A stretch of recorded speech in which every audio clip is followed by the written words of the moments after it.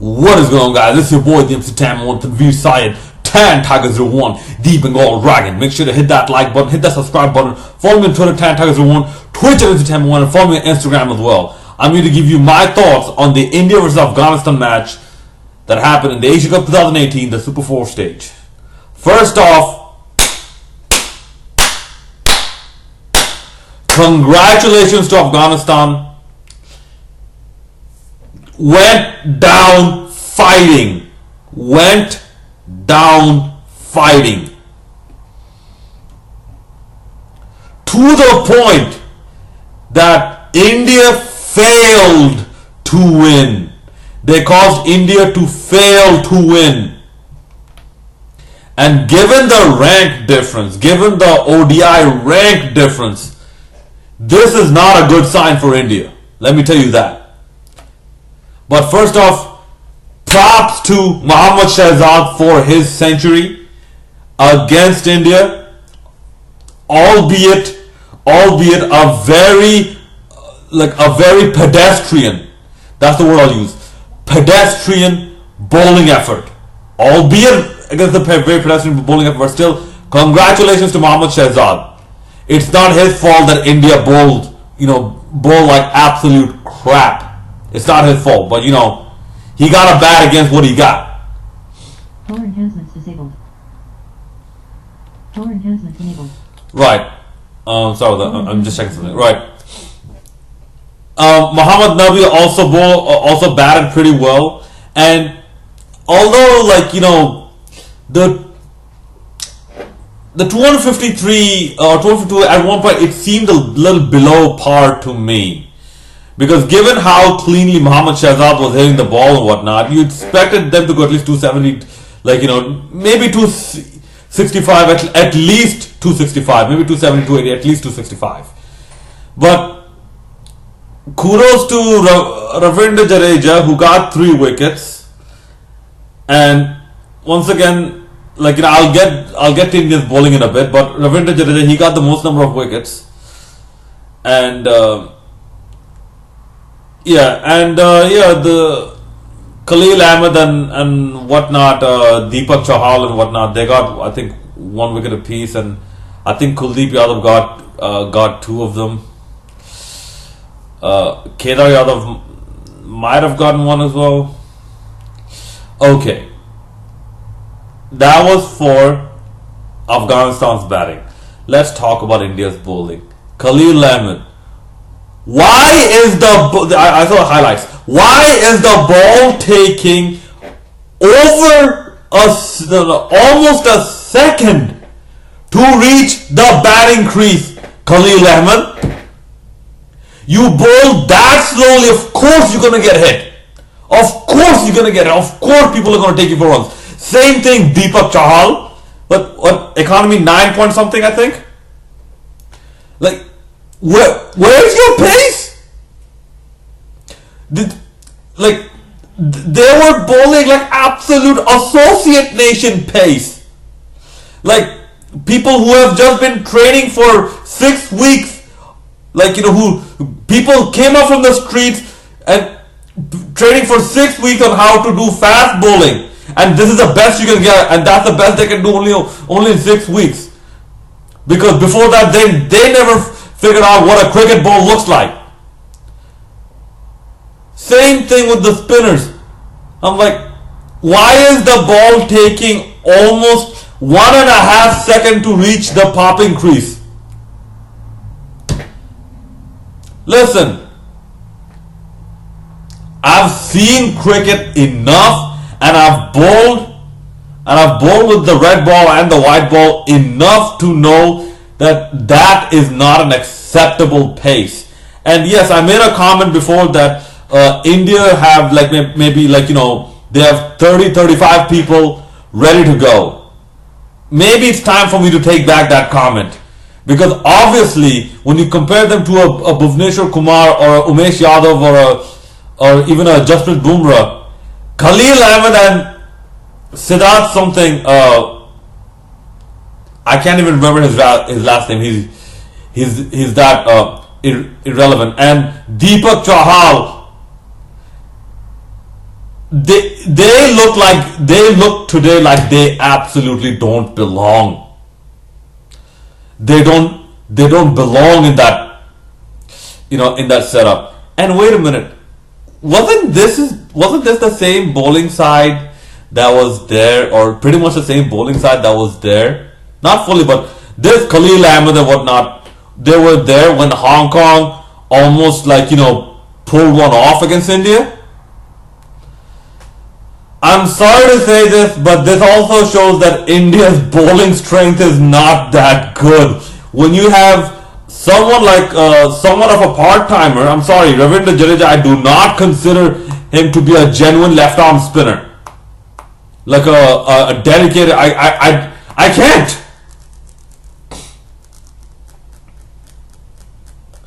Like he always seems like that guy who like bowl part-time but will bowl successfully part-time. He's a very effective part-time bowler. That's all I can say about him. Yeah, he's much more specialist than than a lot of your other genuine part-timers. But I don't know. I can't put him at the category of Bangladesh Abdul Razak or Shakib or Daniel Vettori, or you had an Abdul Rahman from thing. Pragyan Ojha, no. I put Ravindra Jadeja way above Pragyan Ojha. Pragyan Ojha was just crap. Let's be honest. Yeah. So or Mohammad Rafiq, like these were like genuine left arm spinners. Or Rangana Harab, you wouldn't put Jadeja as you wouldn't put Jadeja. Well, no, not Rangana. Rangana Harab is the greatest left arm spinner of all time, hands down, greatest pure left arm spinner of all time. But yeah, when you have that experienced guy actually come in and chip in with three wickets. And everyone else around them, they're getting picked off for 4s and 6s and whatnot. Like barely getting 1, maybe 2 wickets.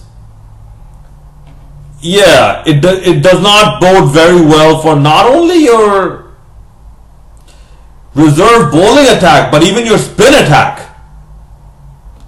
Yeah, I thought Afghanistan were the strongest bowling side, but I did not think that the Indian reserve bowlers had this much of a difference against not only their Indian, not only the Afghani bowling side, but even their top 11 Indian bowling side that's in the squad.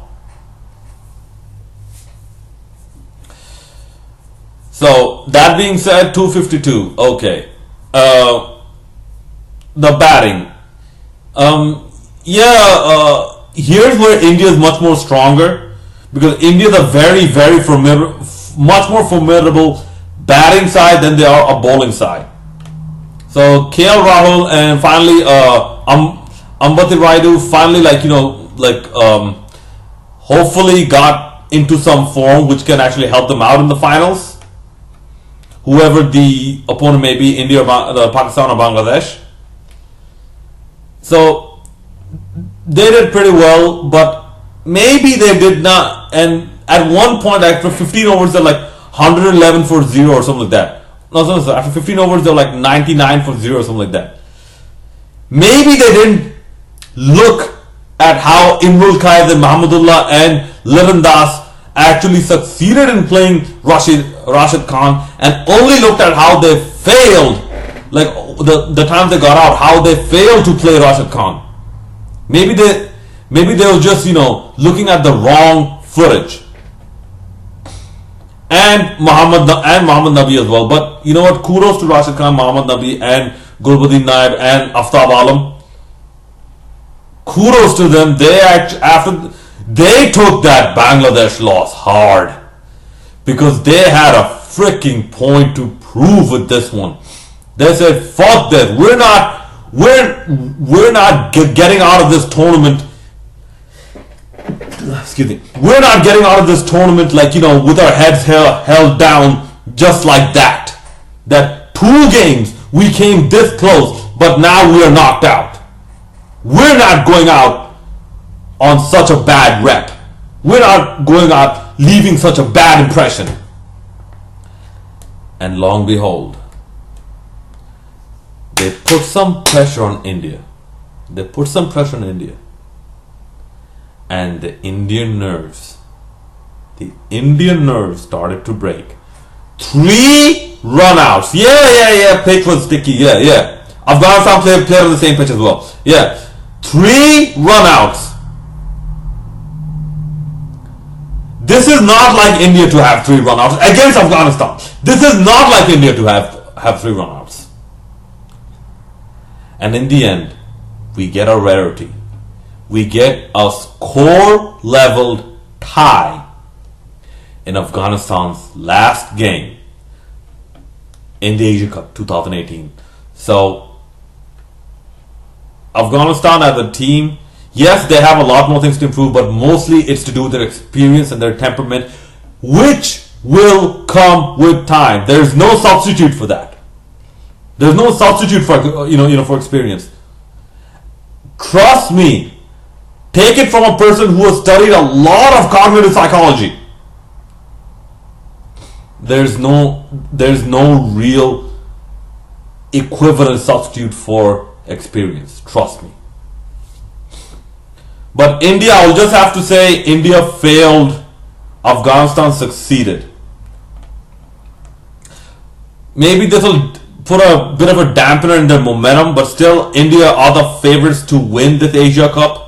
Because once they have the full strength side on, they will perform much better than this, especially from the bowling department. The batting department is pretty reinforced.